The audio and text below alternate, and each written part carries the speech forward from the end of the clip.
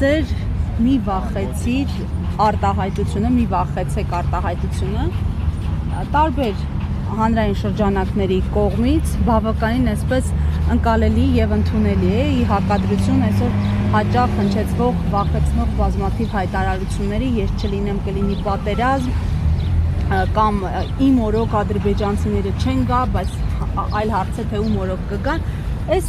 տեսանկյունից որքանով է գնահատում ձեր շանսերը, ինչ արձագանքներ դուք ունեք ձեր ուժի առնչությամբ։ Այո, մեր ժողովուրդը ոչ մի ձև, ոչ մեկից չպետք է վախենա, եւ այս ընտրությունները մեր երկրի, մեր պետության ճակատագրի մասին են, եւ քվեախցիկում ես միշտ ասել եմ, հիմա ուզում անպայման դա ասել, քաղաքացին ամենազորն է, այսինքն միշտ է ամենազոր, ուղղակի այդ պահին իշխանությունը մեր քաղաքացին պետք է նկատի ունենա, որ իրեն է պատկանում։ Ամբողջ իշխանությունը իր ձեռքում այդ ծրարը, որ գցում այդ քվեատուփի մեջ, ինքը իրականացնում է իսկապես իր իշխանությունը եւ այդ պահին ուզում են գողանան բոլոր նրանք, ովքեր ընտրակաշառքով են զբաղված, բոլոր նրանք, ովքեր վախեցնում են մեր քաղաքացիներին, այդ պահին գողանում են նրանցից ընտրությունները եւ դրա համար այո, պետք է մենք ոչ թե վախերով ընտրենք, այլ հանուն հույսի ու հավատի մեր երկրի ապագայի եւ մենք ինքներս որոշենք մեր ճակատագիրը, մեր շանսերը ես ասել եմ, որ եւ մեր հարցումներն են ցույց տալիս տարբեր նաեւ հետազոտություններ, իմ շփումները քաղաքացիների հետ դուք տեսնում եք, որ մենք ամբողջ օրը մարդկանց մեջ ենք, դրանք են նաեւ վստահությունը տալիս, որ մենք այս պահին հաղթահարում ենք շեմը եւ մնում է մեզ ամենակարևորը, որքան հնարավոր է շատ ստանանք մեր քաղաքացիների վստահությունը։ Բայց ամերիկյան հետազոտական ինստիտուտի կներեք, ես մի ճշգրտումն էլ հարցումներով ոչ այսպես բարվոք դիրքեր էին ձեզ բաժին հասել։ Այդ ինստիտուտի ամերիկյան IRI հետազոտությունները ընդհանրապես ամբողջ ընդդիմությանն էին այդպեսի տվել եւ իշխանությանը, չգիտեմ, աստղապաշխական տվել, ինձ համար դա այս իշխանության նիկոլական ուղակի հարցում էր միանշանակ, որովհետեւ ինչա հետաքրքիր է այդ հետազոտությունը կարող է պատասխանել հարցին, որ նրանք դեկտեմբերի վերջ իմ տեղեկություններով շատ հավաստի ու դա այդպես է, դեկտեմբերի վերջ հունվարի սկիզբ պետք է հարցում հրապարակեին իշխանության ռեյտինգի, այսպես ասած, վերաբերյալ իրենց սիրած բառով չեն հրապարակել։ Ինչի չեն հրապարակել։ Այնպես որ այդ հարցում անողները ինձ համար ոչ մի վստահություն չեն ներշնչում, սա հատուկ պրոիշխանական հարցում էր եւ որևէ կերպ չի արտահայտում մեր հասարակության ցանկությունները, ամոթալի ուղղակի պահվածք էր դա։ Ընդհանրապես հարցումներ հրապարակել, որը դուք անցողիկ շեմը անցնում եք, եւ սա քննարկման առարկա է դարձել, մասնավորապես Սամվել Կարապետյանը կասկածի տակ է դրել եւ այդտեղ դու մեր տեսել ձեզ Բան չեղավ։ Ոչ մի բան չեղավ։ Եվ դիտում եք տեսել, որ հատուկ ձեզ փորձել են ներկայացնել որպես անցողիկ շեմը հաղթահարող։ Նախ երեք ինձ համար մենք մենակ մի հարցման տվյալներով չենք շարժվում, ամեն մեկն էլ հարցումներ է անում եւ այլն ունի իր տվյալները, մենք ունենք մեր սեփական նաեւ հարցումները։ Ինձ համար ասեմ ձեզ, որ զարմանալի էր Սամվել Կարապետյանի այդ հայտարարությունը, երբ ես տեսա շատ զարմացա ու ինձ մոտ հարց առաջացավ, այսինքն ուրեմն ընդդիմությունը ունի այնքան ժամանակ, որ մյուս ընդդիմադիրների հետ կապված նման հայտարարություններ անի, մանավանդ քաղաքական այնպիսի ուժի, որը անցողիկ է արդեն ու հաղթահարում է այդ շեմը։ Իմ մոտ հարց առաջացավ, ինչու է Սամվել Կարապետյանը այդպիսի հայտարարություն անում, չէ՞ որ այդ հայտարարությունը վնասում է քաղաքական ուժի։ Այսինքն Սամվել Կարապետյանը չի ուզում, որ մեր քաղաքական ուժը անցնի պարլամենտ, այն պայմաններում, երբ որ մենք հաղթահարում ենք այդ շեմը։ Ես օրինակ ուզում եմ, որ բոլոր իրական ընդդիմադիրները որքան շատ անցնեն պարլամենտ, որքան շատ ձայներ հավաքեն, այդքան լավ, որովհետև դա մեր պետության համար է։ Եվ այս պայմաններում ինձ համար այո շատ զարմանալի էր եւ այդ հայտարարության մեջ ինձ համար անընդունելի էր հայտարարության ձևը, տոնը, որտեղ ես որևէ մի անգամ որևէ մի ընդդիմադիրի մենք ոչ վիրավորում ենք արժանապատիվ միշտ պահում ենք այդ արժանապատվության ընդհանրապես վերաբերմունքը ու այնտեղ ինձ մի հայտարարություն նաեւ այսպես իմ ուշադրությունը գրավեց բևեռների մասին, նշվեց 4 բևեռի մասին։ Ես եթե բևեռ հասկացությունը նայում ենք ֆիզիկայի տեսանկյունից, մագնիսը ունի 2 բևեռ, երկրագունդը ունի 2 բևեռ, բայց երբ խոսում ենք 4 բևեռի մասին այս պարագայում, ինձ համար դա ոչ այլ ինչ է, քան ազդեցության գոտիների բաժանում։ Եվ այստեղ արդեն գալիս է մեր ընտրությունների տրամաբանությունը արդեն անընդունելի, որ անպայման ընտրությունները իշխանության լծակների ռեսուրսների կռվի մասին են։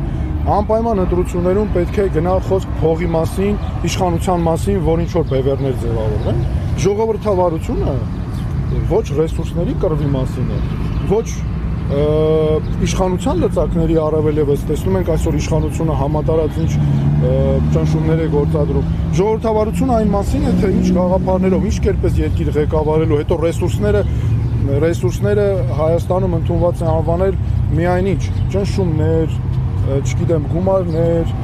իշխանություն եւ այլն, բայց ռեսուրսները նաեւ մարդկային կապիտալ է, ռեսուրս է պրոֆեսիոնալիզմը։ Եվ ինձ համար օրինակ, ես կարծում եմ, ինձ համար ամենակարևորը Հայաստանի բևեռը առաջ տանելն է եւ այս ընտրությունները մեր պետականության համար ընտրություններ են։ Մենք պետքա տրամաբանությունը փոխենք եւ այս ընտրություններում պետքա հաղթի մեր պետականությունը։ Մենք հայոց պետականության պահպանման այն ամենաեզրագծին ենք, որ պետք է այստեղից շեղենք եւ դրա համար ես օրինակ այս ընթացքում երբ սկսվեց քարոզարշավը, այդ սոլիդարությունը պահել եմ, որևէ մեկի երբեք որևէ ընդդիմադիր ուժի չենք ասես փորձել այները հաշվել քննադատել։ Կարեցիք ասելով, որ Ռուսաստանը խնդիրներ է ստեղծում մեր գյուղացիների եւ արտահանողների համար, կոնյակի հետ կապված, ծաղիկների հետ կապված ձեր ակտարկը, որպես Ռուսաստանի տեխնացու, վերաբերում է Սամվել Կարապետյանին։ Նայեք, ես ոչ մի նոր բան ասած չեմ լինի, որ այո, այդ տեխնացուն Սամվել Կարապետյանն է, որովհետեւ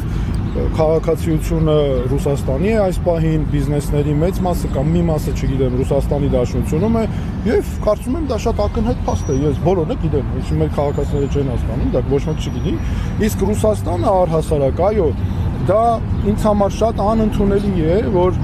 տեսեք, նրանք մեզ ակնհայտ է ինձ համար կախյալ պետություն են համարում։ Մեզ չեն համարում իրական գործընկեր, հավասար գործընկեր։ Եվ տեսեք մեր տնտեսության մեջ այս իշխանությունների քաղաքականությունը ել ավելի է խորացրել այդ կախվածությունը Ռուսաստանից։ Մենք ունենք ցավոտ կետեր, մենք ունենք զգայուն կետեր, մեր կետերի վրայով հիմա անցնելով գնում են եւ ճնշումներ են գործադրում։ Ճնշումներ են գործադրում, ինչի որ նաեւ իրենց ուզած հարցերը առաջ տանեն։ Ես երեք մանրամասն բացատրել եմ, որ այսինքն ստացվում է ներընդդիմադիր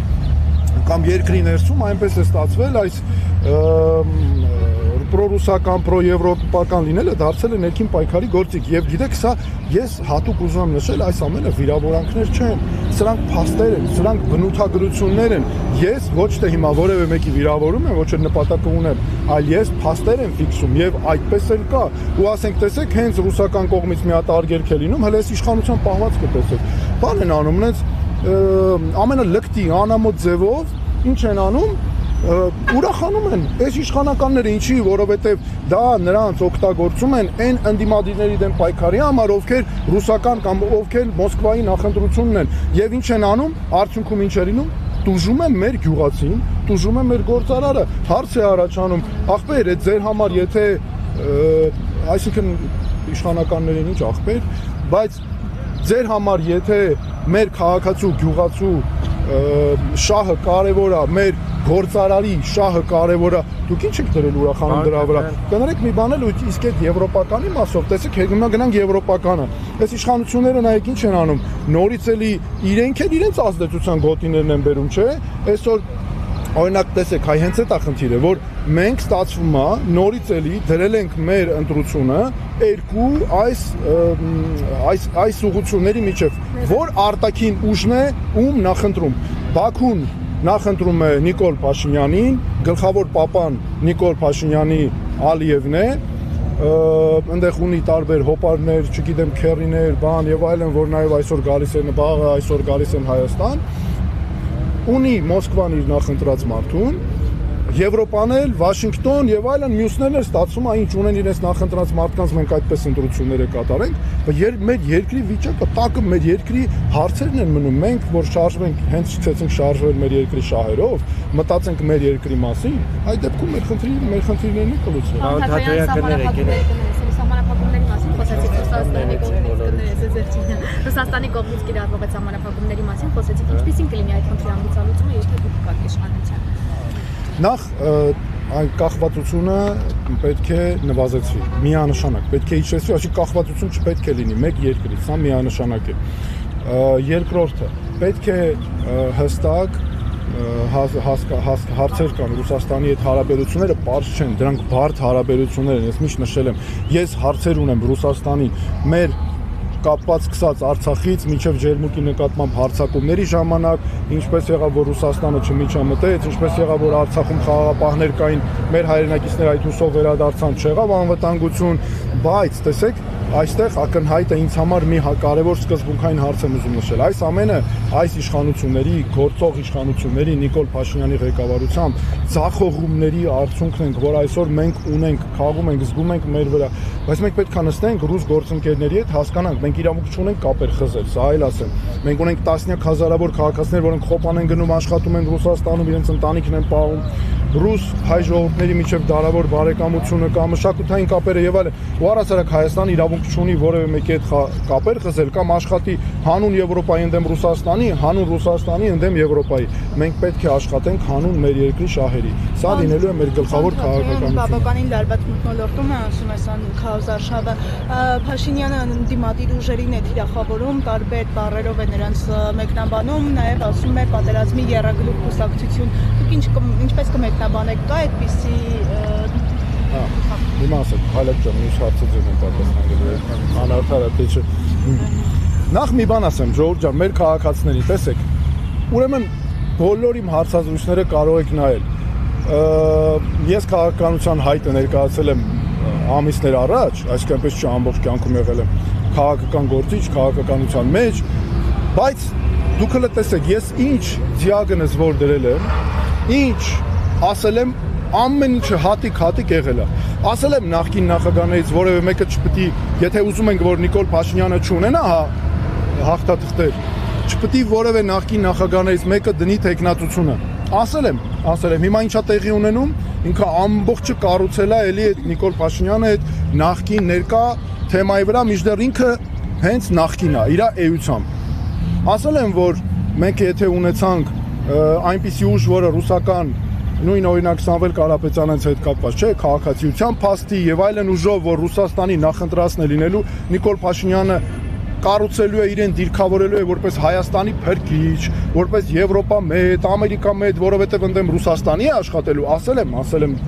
լինում է դա, լինում է ամբողջ օրը այս իշխանությունը ինչ է անում, անամոթի պես, լկտի ավարի, բայց դա իրանց քաղաքական կեղտոտ շահերի համար թիրախավորում են, չէ, անընդհատ Ռուսաստանի քաղաքացիության հարցեր են շահարկում, էս են անում, բոլորին լրտեսներ են կոչում, ագենտներ, դու մեզ են ուզում այդ բոլորին, ով կա չկա Հայաստանում, բոլորին ուզում են ընդդիմադիր մարդկանց դրա մեջ ներառեն, ինչի, որովհետև նրանք քաղաքական իրական օրակարգերից 0 են, մինուս, ստե չկա ոչ մի բան, հասկանում եք, եկեք ես մի բան էլ ասեմ, նայեք, նրանց քաղաքական հենասյուները 3-ն են, ես միշտ ասել եմ,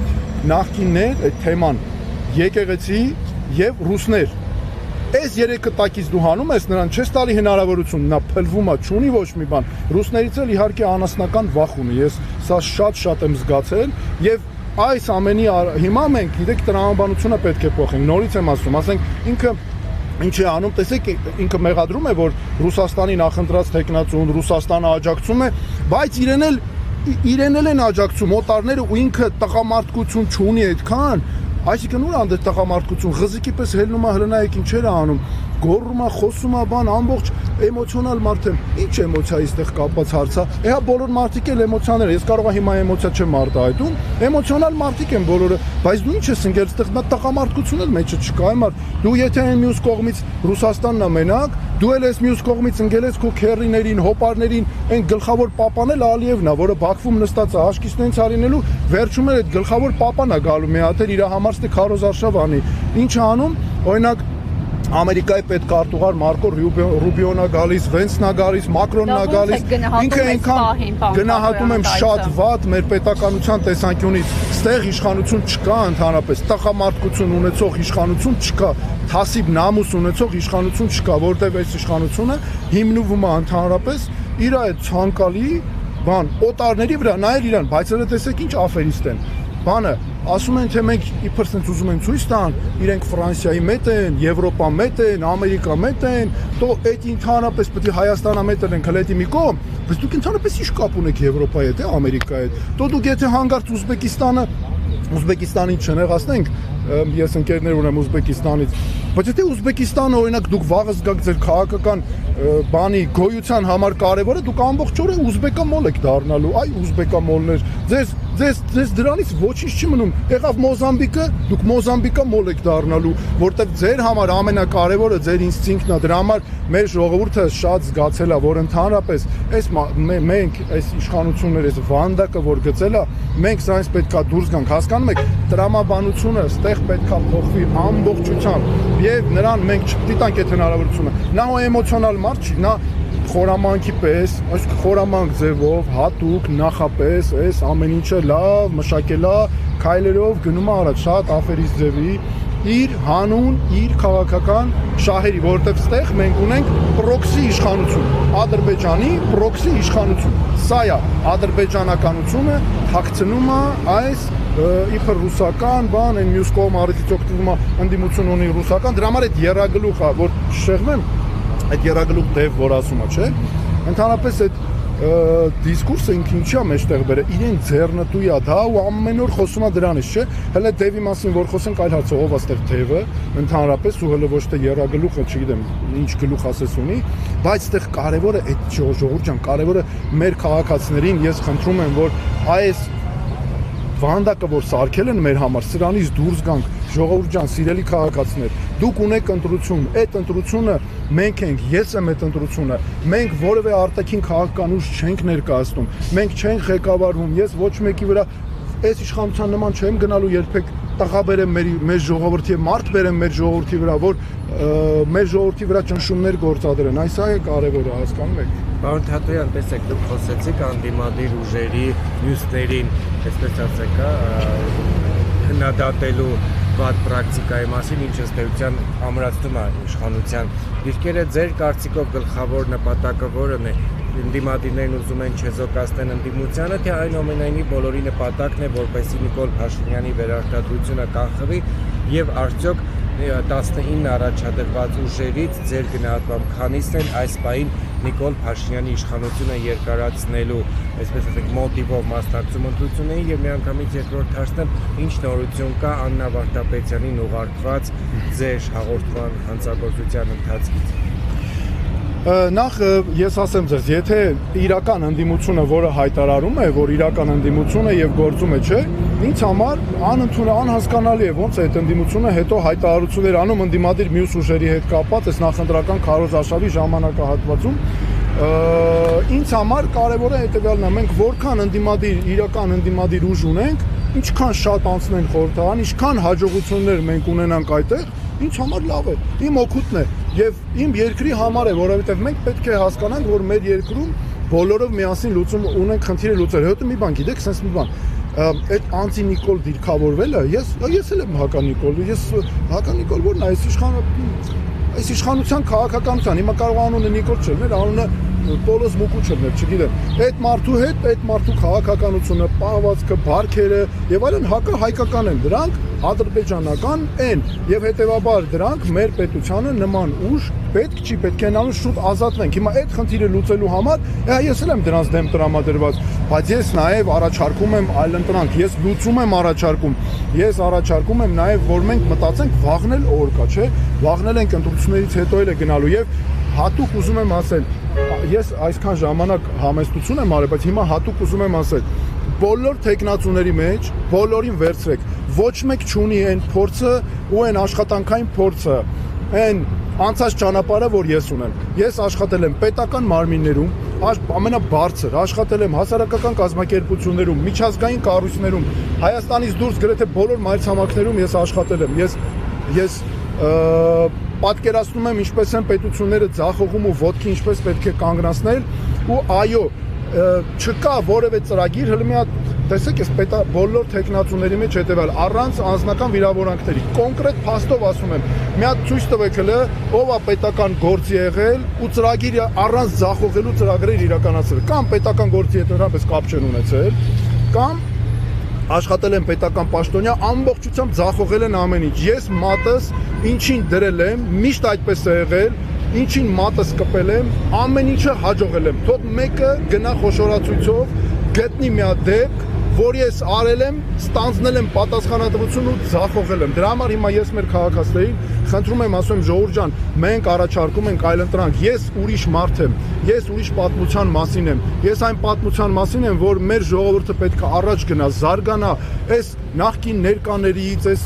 արտաքին ուժերի ազդեցության բնագավառներից, բևեռներից, այս ինչերից դուրս գանք, առաջ գնանք եւ միասնական լինենք։ Ինձ ոչ մի այլ բան չի հետաքրքրում, քան իմ քաղաքացու ապահովությունը, վստահությունը, երիտասարդի համար ապահով ապագա ունենալը։ Դրա համար եմ ասում, որ ընտրություն կա, այլ ընտրանքը կա, իրական ծրագրերը կան։ Սա հատուկ էս մասով։ Մյուսը այդ մեր ձայնագրությունների հետ կապված։ Այդ ձայնագրություններով չկա ոչ մի առանջընթաց։ Ես հատուկ հանցագործության մասին հաղորդման մեջ նշել էի պետքա հարցաքննվեն կամ ձերբակալվեն Նիկոլ Փաշինյան, Սուրեն Պապիկյան, Լիլիթ Մակունց, Արայիկ Հարությունյան ու այս վերջինն էլ այն հայտնի Մոխրոտիկի հեքիաթի նման գիշերը 12-ից հետո հույս ունեմ նրանք կկանչեն հարցաքննության, որտեղ նրա հետ շատ հետաքրքիր թարս բաներ կարող են կատարվել։ Արայիկ Հարությունյանի ոչ մի այսքան ժամանակ մի հատ հարցաքննության կանչել են հարց, մի հատ ձերբակալման որոշում այդ մարդկանց վերաբերյալ կա, այստեղ էլ այլընտրանքը գիտեք որն է, որ այն ուսուցիչներն ու դասախոսները, որոնց ճնշում են, չէ, ես հատուկ նշել եմ, հանգարտ չփորձեք ճնշել ուսանողների, այ որոնց ճնշում են, իրանք կազմակերպում են, սարքում են ամեն ինչ, ում ճնշում են այդ զոհերին, ովքեր ճնշման զոհեր են, գնում նրանց էլ փորձում են ճնշել։ Ես դրա համար այսպեսի մի կարևոր բան կա, ուզում եմ մեր ուսուցիչներին, բժիշկներին, պետական համակարգի աշխատողներին, բոլորին ասել, ժողովուրդ ջան, ձեր ցավը տանեմ, դուք մենք չենք ամաչում այսպես վարչապետ ունենք։ Այ ժողովուրդ ջան, մեզ պատիվ բերում է, ես միշտ որ մարդկանց եմ հանդիպում, ովքեր այս իշխանությանն են փորձում, ասում ժողովուրդ ջան, դուք չեք ուզում օրինակ ես լինեմ ձեր վարչապետը։ Վայ, ասում են, շատերն են ասում։ Ինչի, որովհետև ես պատկերացնում եմ այդ հարցերի լուծումը եւ մեր պետական համակարգին ես երաշխավորված ասում եմ, նրանք լինելու են պաշտպանված։ Մեր պետական համակարգը ինչա անկայուն։ Ամեն մի քաղաքական գործիչ գալիս է Իրանը ջրելով, իր մարդկանց հեռացնելով, չգիտեմ, զբաղվում է, ինչի, որովհետև ամեն մեկ իր քաղաքական շահի մասին է մտածում։ Ես պաշտպանելու եմ պետական համակարգը նաև, պաշտպանելու եմ բոլորի նրանց ընտանիքները։ Ես գիտեմ, նրանց մեծ մասը համաձայն չի այն քաղաքականության հետ, որ այս իշխանությունը տանում է, բայց գիտեմ նաև ինչու են հրապարակային չեն ասում, բայց խնդրում եմ գնան ու ընտրեն, փոխենք, մի հատ տեսնենք ում ենք ուզում մեր ղեկավարներ, ում հետ մենք ապահով կզգանք, ում հետ մենք ճիշտ քայլեր կանենք։ ԱՏՄ-ին անդրադառնալով Ռուսաստանը կարծես ըստ էության վերջնագիր է ներկայացնում, որ Հայաստանը պետք է արագ կողմնորոշվի ԵՄ-ի եւ ԵԱՏՄ-ի միջև։ Ինչ է կարծում, հնարավոր է հենց Ռուսաստանը ինքը քայլեր ձեռնարկի Հայաստանին հեռացնել։ Տեսեք, այս իշխանության ժամանակ կամ այս քաղաքականության պայմաններում հնարավոր է, ես այս իշխանությունը այնպեսի անկանխատեսել, իրենք չունեն ռազմավարություն։ Տեսեք, ԵՄ Հայաստան գագաթնաժողով եղավ, մեր ազգային ոչ մի հարց այդտեղ չներքաշվեց։ Ինչ մնաց դրանից, սիրուն պատկերներ, նկարներ, վերջ։ Մեր սահմաններից դուրս գալուց սկսած, գերիների հարցերից, ադրբեջանական զորքերի ներխուժումից ոչ մի բան չկա։ Հիմա ԵԱՏՄ թե ԵՄ նորից հարցերը նայում են աշխարհաքաղաքական կենտրոնների այս կոնտեքստում։ Ես լինեմ օրինակ երկրի ղեկավար, ես այդպես չեմ նայելու։ Ես նայելու եմ իմ երկրի համար այդ պահին ինչ շահ է պետք։ Ինձ պետք է աստիճանական նվազեցում Ռուսաստանից, պետք է ինչ պետք է անեմ այդ ուղղությամբ, պետք է գնամ ԵԱՏՄ-ի հետ հարաբերությունները պահելով, ազնվությունը պահելով, չխաբելով, հստակ պարկեշտությունը, ճիշտ մարդկային հարաբերությունը, բայց զուգահեռ պետք է զարգացնեմ եվրոպական երկրների հետ։ Տնտեսական դիվերսիֆիկացիա է իրական։ Ինչ տնտեսական, իրանք ադրբեջանական դիվերսիֆիկացիա են անում ընդհանրապես։ Ինքն էլ չստացված Կոլումբոսի պես ես ասել եմ մի անգամ, եթե այն մարդը գնաց Կոլումբոսը իսկական գնաց Ամերիկան գտավ, մանեկավ, այս մարդը մանեկավ գնաց Ադրբեջանը գտավ, հիմա իր համար ապրում է, էլի լավ է։ Հարցը դա չի, հարցը հետեւյալն է, ժողովուրդ ջան, իմ երկրի շահի համար ինչա պետք, յուտին այս խելոք աշխատես, բոլորից ստանաս քո օգուտները։ Ես եվրոպական երկրների հետ, ինչի միջև հիմա Եվրամիության հետ առևտրի կանոնները չեն փոխել տվել, որ օրինակ Թուրքիան ինչի՞ պետք է մեզանից ավելի շատ առևտրի կանոններում հարաբերություններ ունենա, կարեք ասեք։ Թուրքիան էլ Եվրոմիության անդամ չի, չէ՞։ Մենք էլ չէ, այս իշխանությունը 8 տարի իշխանության են, 8 տարի ձևական օրենքներ են բերում ընդունում իբր Եվրամիությանը միանալու համար։ Հետո չգիտի որ դա ձևական է ու հանուն անդեմ ինչ որ Ռուսաստանիա կամ ինչ որ մեկիա։ Դուք այսքան ժամանակ տեսել եք իրենք դիմեն Եվրամիության, չէ։ Նրանց համար կարևորը տեսեք այն մեկին վատություն անեն, գնանք նրա մոտ, ինտրիգների մեջ լինեն, սենց բան, այս մենք պետք է նման իշխանությունից ձերբազատվենք։ Մենք մեզ պետք է իշխանություն, որը իրոք հանուն պետության է աշխատում։ Խոստացել է վիզաների ազատականացումը 2 տարվա ընթացքում, 2 տարվա ընթացքում։ Գիտեք, այդ որ ասենք լուրջ 2 տարվա ընթացքում այս 8 տարի է իշխանություն են ամեն տարի գալիս են ոչ մի ու մի հատ էլ 2, այդ ինչ հաշվար կարը։ Երևի դες մի ամիտ այնքան որ բանով ասելա, տեսեք Ժողովուրդ ջան, մեզ պետք չի վարչապետ, որը խոսում է, հետո կներեք այդ բառերը, ես իմ բառապաշարի մեջ հիմա բառեր, բայց տեսնում ուրիշ ձև հնարավոր չի։ Իշխանություն, որը բեզաչուտնիկի նման է իրան պահում, ասենք, տեսեք ինչ է անում, ասում է 2 տարուց հետո ասելու է, վայ կներեք 3 տարուց, մի հատ ասելու է, հետո ասելու է, վայ կներեք 4 տարուց։ Այստեղ խնդիրը գիտեք որն է, որ այդ 2 տարին էլ չի լինելու իրան ժամանակ, այն էլ չի լինելու։ Օրինակ Եվրոմիության սամիտը եղավ, չէ՞, Հայաստանում։ Այդ պահին ինչի չասվեց, որ օրինակ միջև տարվա վերջ լինելու է վիզաների ազատականացում։ Ես լինեմ իմ համար վիզաների ազատականացումը համար մեկ հարցն անելու, բայց ես չկարողանամ այդ հարցը լուծեմ, իմ երկրի քաղաքացիները գնան, աշխարհ տեսնեն, վիզաները պետք է ազատականացվի, այո, որ երկրի հետ հնարավոր է պետքա վիզա չլինի, որի հետ էլ վիզա կա, պետքա այնքան հեշտ լինի, ոչ թե այսօր վիզաների կենտրոն կա, բան կա, գնում են մարդիկ նվաստացած հերթերի մեջ սպասում են, փող են մուծում, չգիտեն այդ կստանան թե չէ, այդ փողը հետ կստանան, գնում են հերթերի մեջ սպասում են նվաստացած վիճակով, մարդիկ ասում են դեռ թքած ձեր արտասահմաններ, դուք էլ հարցը էդի չի։ Ամենակարևորը հետևյալն է, դու պետքա պահանջները քո դնես։ Եթե դու որպես պետություն քո պահանջները չես դնում օտար պետությունների առաջ, միշտ ընդամենը սահմանափակվելու ես, բարև ձեզ, շնորհակալություն, հաջողություն։ Սա է լինելու։ Ինչպես է գործել Եստան Փաթրյանի, դուք փաստերից ներկայացրեք, որ Ադրբեջանի տարբեր գործիչներ սատարում են ու նաև Նիկոլ Փաշինյանին ու նաև դիմել եք Եվրամիության դեսպաններին, ասեք ունեք նոր փաստեր եւ ըստ ձեզ ինչու են նրանք սատարում Նիկոլ Փաշինյանին։ Երբ Եվրամիությունը հայտարարեց, որ Ռուսաստանի միջամտության դեմ պայքարում են, ասենք շատ լավ։ Պայքարում եք, լավ եք անում։ Ճիշտ է դա, բայց մենք էլ հայտնաբերել ենք ադրբեջանական միջամտություն, դիմեցի, ես հանդիպում ունեցա Եվրամիության պատվիրակությունում, նրանք ինձ խոստացան, որ կքննեն այն բոլոր գործերը, որ ես կուղարկեմ։ Եվ դրանից հետո ես ապացույց ուղարկեցի եւս մենք այդ падգամավորի ազգանունը Ուրոդ եմ ասել, բարձրում է որ Ուրադ է ոնց որ թե, բայց Ադրբեջանի падգամավորի Սակայն ինչ տարբերություն։ Հա, սակայն ինչ տարբերություն, բայց օրինակ ինչ է ասել, ես վերջում մի քանի առաջ ասում է բան, ասում է հայտարարությունը, գիտեք ինչ է ասում է բանը, այս որ Ադրբեջանի նախագահը ասել էր, որ բժիշկներին Հայաստանը վերաբերմունքը հայերի պարզելու համար պետքա բժիշկներ լինեն, հոգեբուժներ ու հոգեբաններ։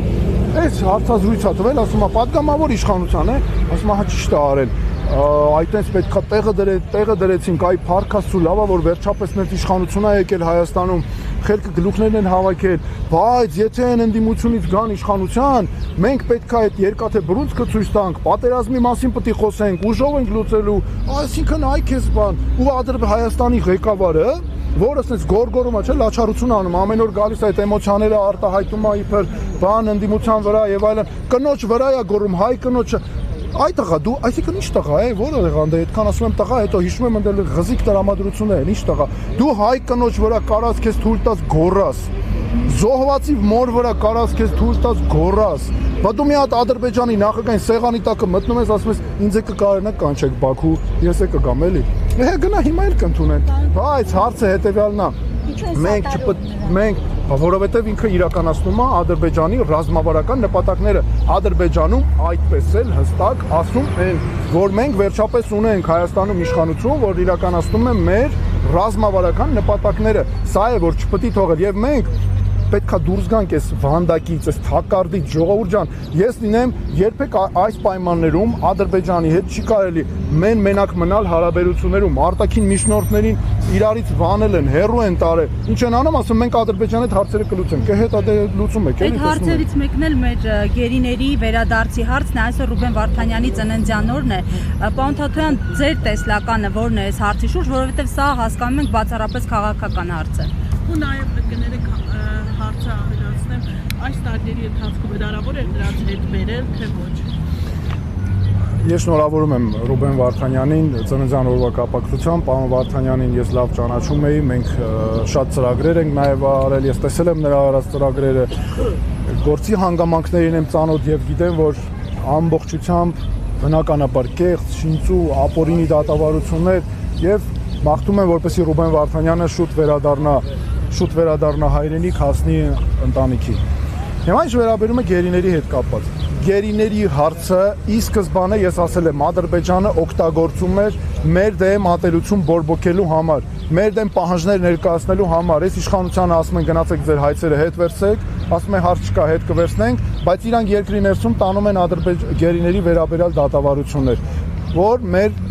ավելի թշնամանք բորբոքեն, պահանջներ ներկայացնում, միլիարդավոր դոլարներ են հաշվել, ինչի համար դուք կարծում եք այս մեր սիրուն աշկերի համար, որ դատավարություններ են անում, հիմա էլ ավարտել ու վերջ, նրանք շատ լավ նախապատրաստվել են հարկ եղած դեպքում,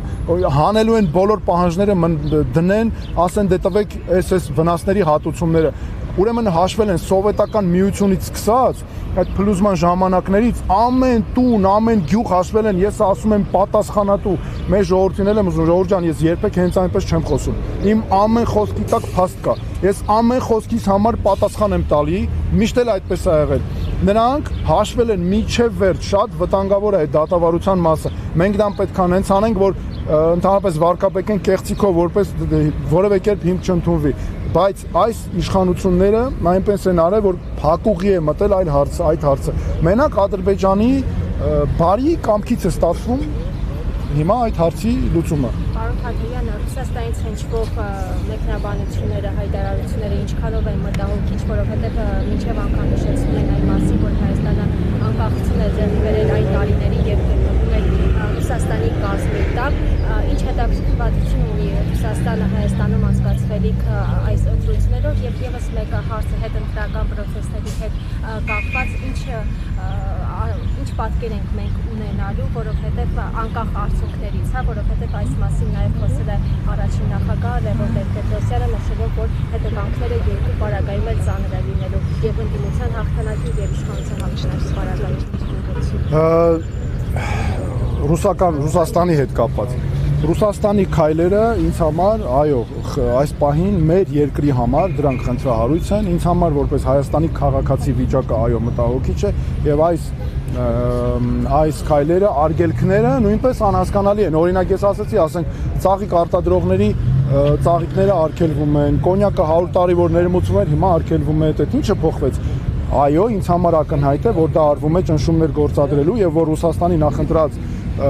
Ռուսաստանը իր նախընտրած տեխնացուի համար ստեղծի լավ պայմաններ։ Սա այս նախընտրական քարոզչական վիճակում, բայց տեսեք հələ նորից եմ ասում, եկեք տրամաբանությունը հասկանանք ինչու է այդպես, որովհետեւ տեսեք ամեն մի արտաքին ուժ ձգտում է Իրանը անցկացնել, Իրանը ունենալ։ Մենք պետք է ոչ թե ղեկավարվենք այդ արտաքին, եթե մենք ուզում ենք լուծենք այս հարցը, որ ապագայում նման բաներ չլինի, մենք պետք է ղեկավարվենք ոչ թե այդ արտաքին ուժերի ցանկություններով, նայենք թե ասենք թե ով է ինչ ուզում, ասենք վայ ես պետությունը այս մարդուն է ուզում, այս մեկը սրան է ուզում, եկեք տենց Բրյուսել, Վաշինգտոն, չգիտեմ, Բաքու, Մոսկվա եւ այլն։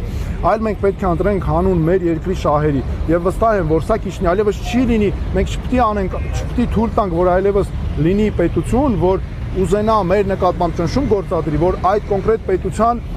կողմից աջակցություն ստացող ինչ որ մարդ, ուժ, ինչ ուզում է լինի, առաջընթաց ունենա։ Սա շատ հստակ է եւ այո, ինձ համար այս վիճակը, սա այն է, ինչ որ ես ասում եմ, տնտեսական կախվածությունը։ Հիմա ինչ վերաբերում է հետընտրական, մեր քաղաքական ուժը մենք ունենք հստակ քայլեր բոլոր սցենարների համար։ Ես եղել եմ Հայաստանի մարդու իրավունքների պաշտպանը։ Հստակ պատկերացնում եմ, թե ամեն ընտրական փուլից հետո ինչ իրադարձություններ կարող են զարգանալ։ Ես ունեմ դրանց բոլորի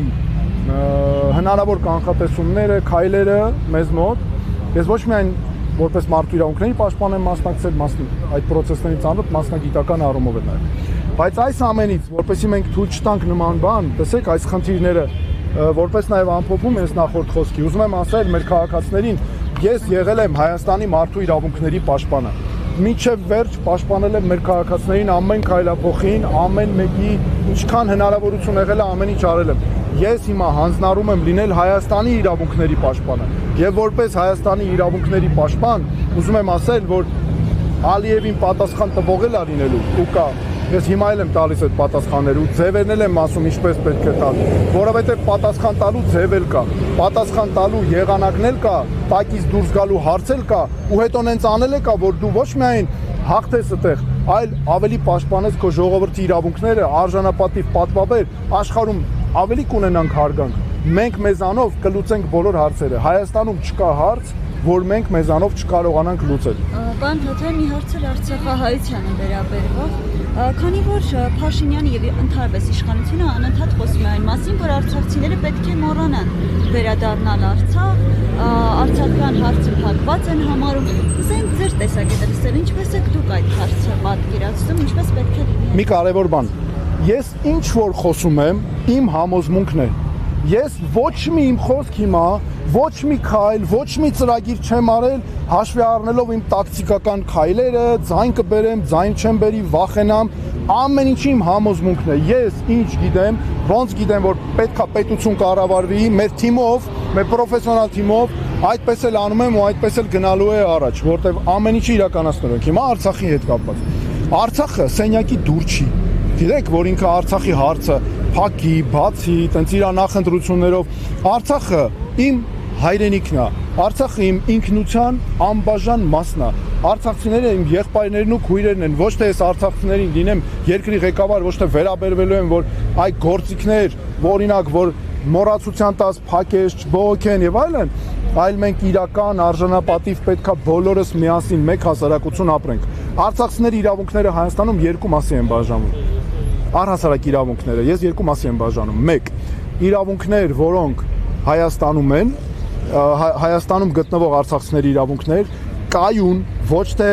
տես թրիվրի մի ծրագիր այնքան որ չբողոքեն, կայուն սոցիալական ճիշտ ծրագրեր, բնակարանային ծրագրեր, արցախցիներին պետք է պարտադիր վերապրոֆիլավորել, դասընթացներով կլինի, ոնց կլինի, բազմաթիվ մասնագետներ դուրս են գալիս, դուրս են մնում մեր հասարակությունից։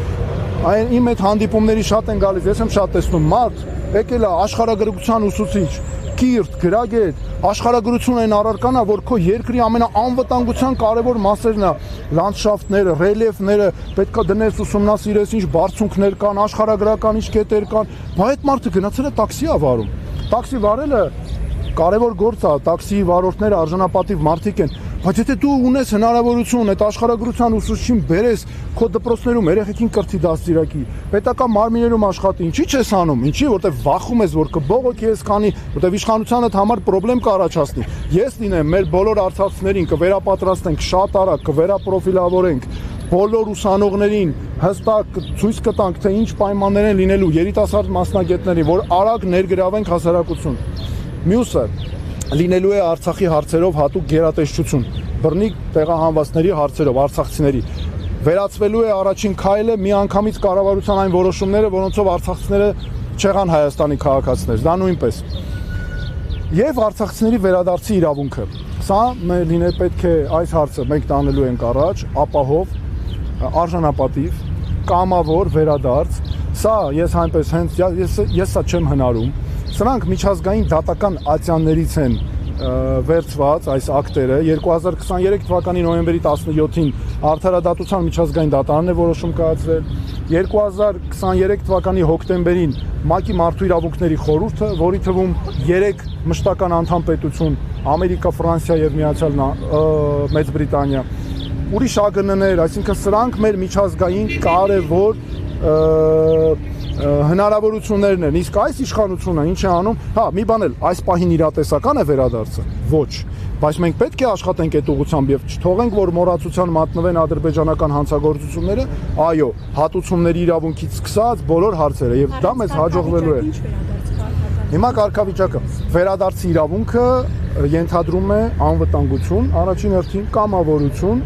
եւ արժանապատիվ վերադարձ։ Այստեղ մենք չենք քննարկում կարգավիճակ, այստեղ քաղաքացու անվտանգությունն է։ Հա, բանակցությունների ընթացքում եւ այլն պետք է, այո, ապահովել պահանջները պետք է པարզ լինի։ Եվ այստեղ նաեւ մի կարեւոր բան, տեսեք այս իշխանությունը ինչի է դիմում, ասում է այդ 300,000 ադրբեջանցիները բերե հավասարեցրել է արցախցիներին, չէ՞։ Այդ հարցը 300,000 ադրբեջանցիների սրա մասին ամենաշատը ես եմ խոսել, ամենալավը ես եմ պատկերացնում։ Ես եմ պատկերացնում ինչպես պետք է խոսել ադրբեջանցիների հետ, որտեղ այդ փորձը ունեմ, բազմիցս եմ մասնակցել քննարկումների, բանակցությունների, նրա այդ հարցը այս իշխանությունը 0-ից քաղաքական իրենց անպատասխանատվությամբ աճեցրած հարց է։ Այդ 300,000-ը դա զրոյական հարց է գետնի վրա, ոչ միջազգային որևէ ատյան գիտի դրա մասին, կընդունի ոչ որևէ երկիր։ Երկու օրինակ բերեմ, 2021 թվականին Մարդու իրավունքների եվրոպական դատարանը այդ ադրբեջանցիներին ասել է. դուք ընդհանրապես իրավունք չունեք գաք ստե, որտեղ ժամկետները անցել են 90-ականներից էր։ Արդարադատության միջազգային դատարանը 24 թվին հստակ արձանագրել է, որ ես այն դատարանը չեմ, որտեղ դուք կարող եք գալ։ Այսինքն մենք հստակ միջազգային չկա որևէ ատյան, որտեղ նրանք կարող են գնալ այս հարցով։ Սա 0-ից աճեցրած հարց է։ Շնորհակալություն։ Շնորհակալություն։